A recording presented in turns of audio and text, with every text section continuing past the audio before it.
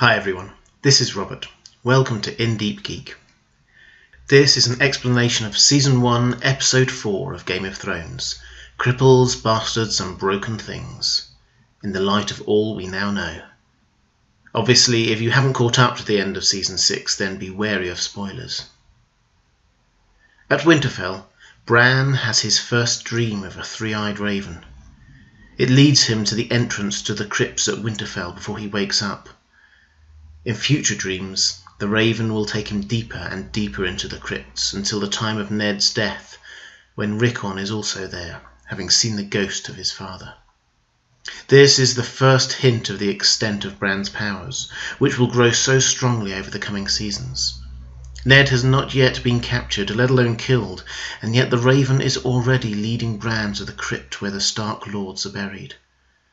The three-eyed raven is quite literally leading Bran to a place when he can understand not just that his father will be killed, but that through the powers he has, he can see or understand these things before they even happen. Tyrion and Jorah then arrive at Winterfell, stopping off on their way to King's Landing from the wall. Robb's welcome is initially quite frosty, but Tyrion comes with a gift. Designs for a saddle that will allow Bran to ride once more.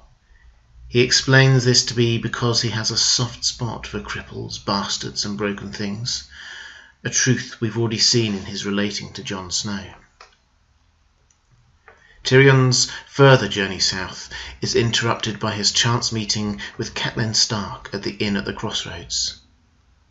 Last episode, Littlefinger suggested to her that Tyrion must have been responsible for the assassination attempt on Bran, and she takes the opportunity to take justice into her own hands. The inn happens to be in the Riverlands, so the soldiers who happened to be staying there that night were overwhelmingly loyal to her father, the Lord of the Riverlands.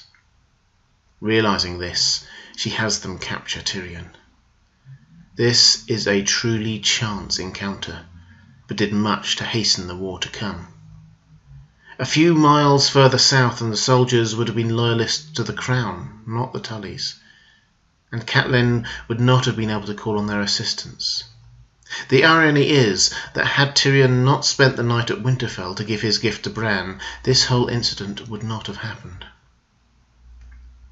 We also meet Bronn for the first time.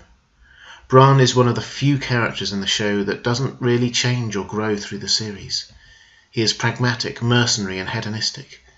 Here we see him being the first person to accept Tyrion's offer of a gold coin in exchange for the room for the night. And later we will see him follow Catelyn and Tyrion to the Eyrie, spelling the chance of earning some extra money.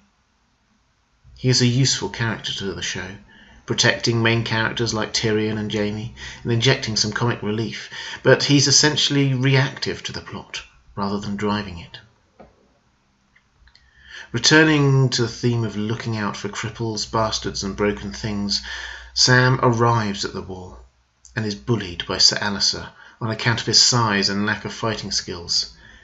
Jon rushes to protect him, and this sets in place a dynamic that will carry through right up to Season 6. Sam's loyalty to Jon and Sir Alliser's animosity towards him. It is only ended by the noose. In the Dothraki Sea, Daenerys' journey continues, and Viserys is growing increasingly frustrated by both the delay in his invasion plans and his place amongst the Dothraki.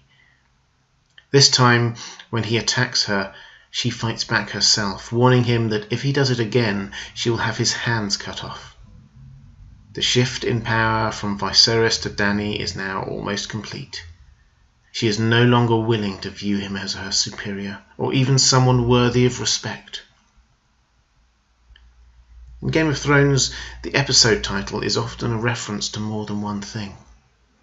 This time, the title Cripples, Bastards and Broken Things is clearly a reference to Tyrion and Bran, as well as Jon and Sam, but I want to suggest that it also here relates to Jorah.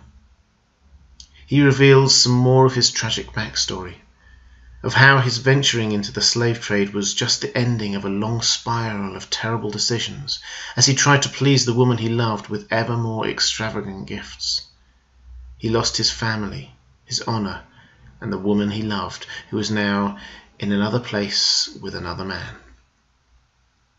The Jorah we meet at the start of Season 1 is indeed a broken man. It is his growing adoration for and service to Daenerys that is his salvation. Finally, back in King's Landing, Ned is following up a couple of leads. The book that Jon Arryn had been reading before he died, and Littlefinger's suggestion that he investigate a local blacksmith, a teenager who is clearly one of Robert's bastard sons. Ned also pointedly doesn't attend part of the tourney put on in his honour. This is completely understandable but quite short-sighted by Ned. There is little subtlety to his investigations, which he is carrying out in full view of the many spies around King's Landing. The result is that Cersei starts to smell a rat, asking him why he is really in King's Landing. Littlefinger advises Ned to be more careful. As much as it would do well to never trust Littlefinger, this was wise advice, and Ned would have been much better served following it. He arrived in King's Landing with few friends, but he was starting to gain some serious enemies. Thanks for watching. If you enjoyed this video, please like it. If you want to see more like this one, please click on the subscribe button. And if you want to support the channel in other ways, please check out my Patreon page. Thanks again. That's all for this time. I'll see you again real soon.